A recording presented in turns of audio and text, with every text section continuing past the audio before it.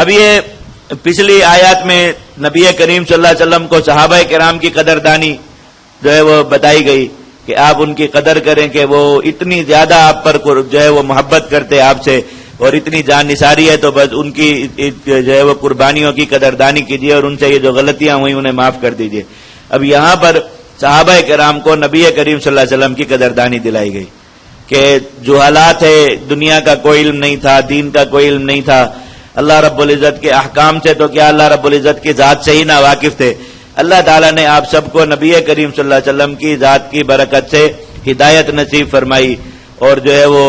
شریعت کا علم نصیب فرمایا، قرآن جیسی دولت اور نعمت نصیب فرمائی، تو ایسے نبی کی قدر کیا کرو۔ یہ جو تم نے طرز عمل کیا، کسی نے ان کے ساتھ ضد کر لی، کسی نے ان کی بات نہ مانی، نافرمانی کر لی، کوئی ان کا ساتھ چھوڑ کر چلا آیا، یہ کام کرنا مناسب نہیں۔ اللہ کے نبی صلی اللہ علیہ وسلم کی قدر کیجیے، جو ناقدری کرے گا اللہ رب العزت کے عذاب کا شکار ہوگا۔ تو اس طرح اللہ تعالیٰ نے سب کو ایک دوسرے کے ساتھ جوڑ دیا واپس، صحابہ کرام کی غلطیاں معاف فرما کر ان کے دلوں سے پریشانی دور کر کے انہیں واپس اجتماعیت میں جوڑ دیا، آپس میں ایک دوسرے کی غلطیوں کا تذکرہ نہ کرنے کی تاکید فرما دی تاکہ اجتماعیت کمزور نہ ہو۔ نبی کریم صلی اللہ علیہ وسلم کو صحابہ کرام کے ساتھ جوڑ دیا، صحابہ کرام کو نبی کریم صلی اللہ علیہ وسلم کے ساتھ جوڑ دیا، تو وہ غزوہ احد کی جو شکست کے اثرات تھے وہ سارے معاشرے سے دھل گئے۔ اللہ تعالیٰ نے یہ پورا منہج بتا دیا کہ یہ ساری صورتحال پیش آئے گی، جب بھی شکست ہوگی یہی ہوگا، جماعت میں بھی کمزوری پڑے گی، امیر بھی ناراض ہوگا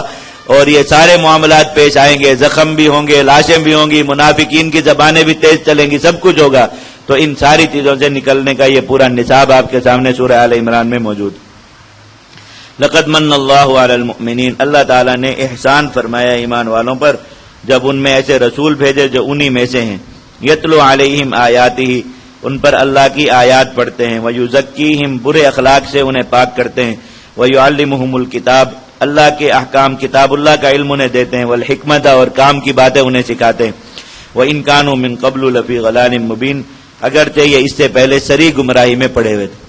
حضرات علماء کرام نے لکھا کہ نبی کریم صلی اللہ علیہ وسلم کے منصب نبوت کے 4 کام بتائے گئے۔ جو شخص بھی مسلمانوں کی جماعت پر نبی کریم صلی اللہ علیہ وسلم کی نیابت میں امیر ہو تو اس پر لازم ہے کہ وہ اپنے مامورین میں ان 4 کاموں کی ترتیب بنائے۔ اگر کوئی امیر اپنی جماعت میں اور اپنے مامورین میں ان کی ترتیب نہیں بناتا وہ حق امیر نہیں ہوتا،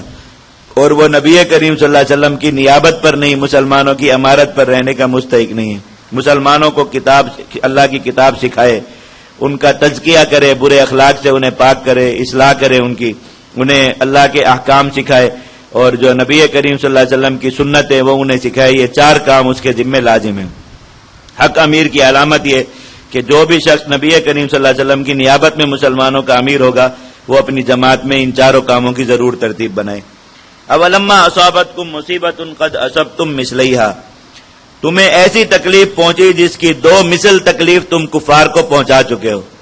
بتایا کہ ان کے 70 دونوں جگہ پر مارے مسلمانوں نے، اور مسلمانوں کے 70 یہاں پر شہید ہوئے۔ قلتم انا ھذا، تم اس تکلیف پر کہنے لگے کہ یہ تکلیف ہم پر کہاں سے آ گئی۔ قل ھو من عند انفسکم، ان سے کہہ دیجئے کہ یہ تکلیف تمہارے اپنے ہی نفسوں کے سبب تم پر آئی، کہ تم نے خود غلطی کی، اس کی وجہ سے یہ تکلیف تم پر آئی۔ ان اللہ علی کل شیء قدیر، اللہ تعالیٰ ہر چیز پر قادر ہے، وہ جیسے تمہارے تقوی پر اور تمہارے ایمان کامل پر تمہیں فتح عطا فرما سکتے ہیں، تمہاری غلطیوں پر تمہیں شکست سے بھی دوچار کر سکتا ہے۔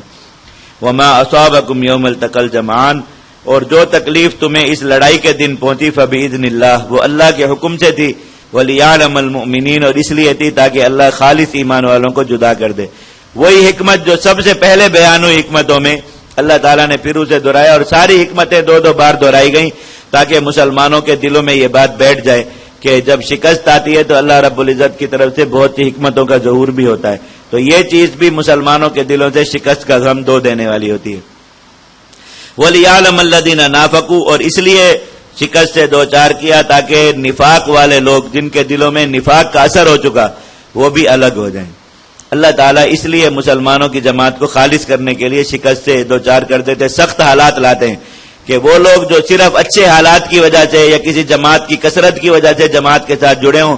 سخت حالات کی وجہ سے جماعت چھوڑ دے چلے جائیں، اللہ تعالیٰ کو انہیں نکالنا مقصد ہوتا ہے، اس لیے خود ایسے سخت حالات لاتے ہیں تاکہ جماعت پاک رہے اور جو ہے وہ قابل نصرت رہے، اللہ کی نصرت اس پر اترتی رہے۔ جماعت میں اگر ایسے لوگ موجود ہوں جن کے دلوں میں صحیح ایمان نہ ہو، ان کا عقیدہ درست نہ ہو، ان کا عمل درست نہ ہو، ایسی جماعت پر اللہ کی نصرت نہیں اترا کرتی۔ ایک آدمی ایسے آدمی کا موجود ہونا پوری جماعت کو اللہ کی نصرت سے محروم کر دیتا ہے بسا اوقات، اس لیے اللہ تعالیٰ سخت حالات لا کر اسی آدمی کو مسلمانوں کی جماعت سے دفع کرتے ہیں۔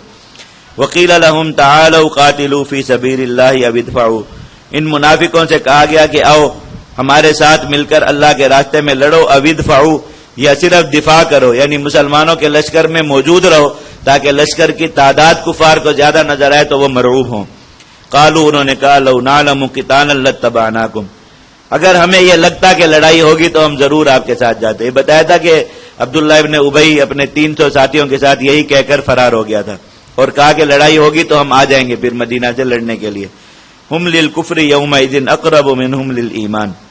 یہ بات کر کے آج کے دن ایمان کی نسبت کفر کے زیادہ قریب ہو گئے، ایمان سے دور چلے گئے اور کفر کے قریب ہو گئے کہ اللہ کے نبی صلی اللہ علیہ وسلم جس جہاد میں خود جا رہے ہوں اس جہاد سے بہانہ کر کے پیچھے رہ جانا، اس سے بڑھ کر ایمان سے دوری اور کفر کی نزدیکی اور کیا ہو سکتی ہے۔ لیکن انہوں نے ہمیشہ ایسا ہی کیا۔ یقولون بافواہہم ما لیس فی قلوبہم،